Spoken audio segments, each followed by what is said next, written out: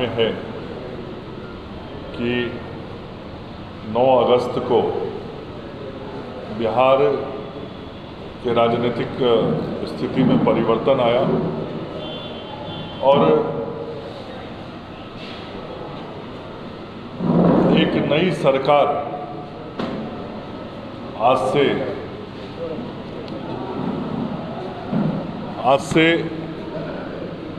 3 सप्ताह पूर्व लगभग बिहार में एक नई सरकार बनी थी और जो नई सरकार बनी वह सरकार जनादेश के इच्छा के विपरीत सरकार बनी। जो जनमत बिहार की जनता ने 2020 के विधानसभा चुनाव में दिया था, उस जनमत के उल्टा जाके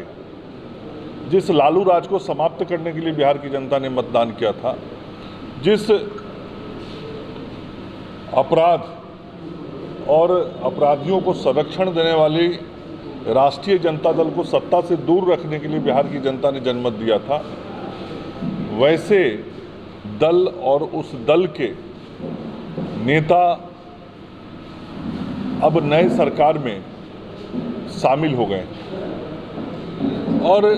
जैसे ही नई सरकार बनी, भारतीय जनता पार्टी ने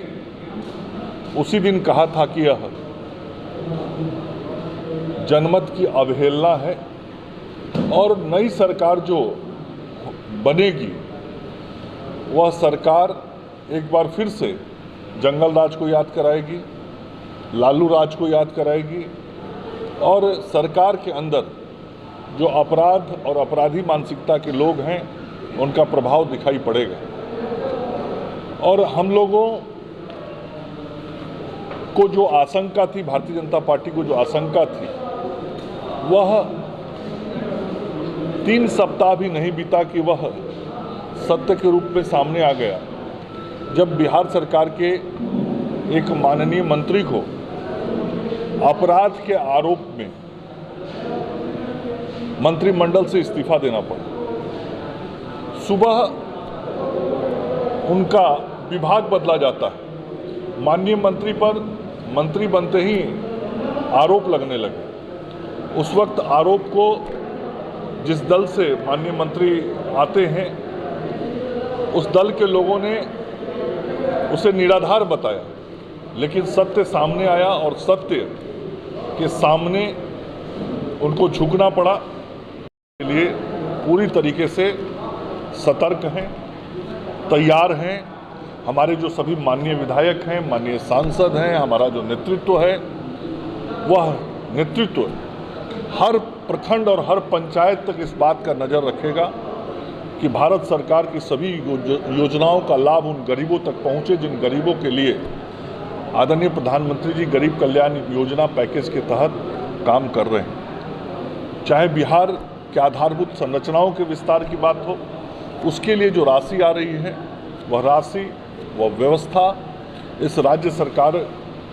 के द्वारा राज्य के हित में खर्च किया जाए, जनता को उसका लाभ मिले, इसकी पूरी निगरानी भारतीय जनता पार्टी के कार्यकर्ता आगे आने वाले दिनों में रखेंगे। और जो एक नई राजनीतिक परिस्थिति बनी है, इस राजनीतिक परिस्थिति में हम सब लोग बिहार के विभिन्न जिलों में घूम रहे हैं। बहुत साफ तौर पे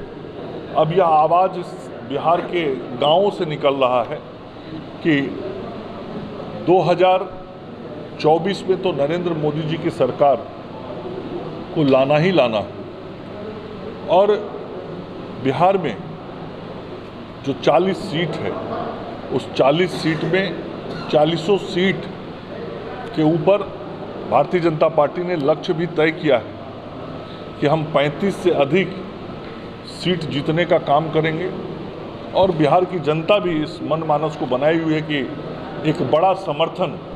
नरेंद्र मोदी जी को फिर से प्रधानमंत्री बनाने के लिए बिहार की जनता देगी।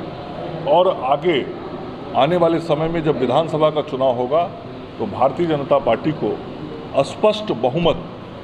की सरकार बना के एक बार सेवा करने का अवसर बिहार की जनता देगी।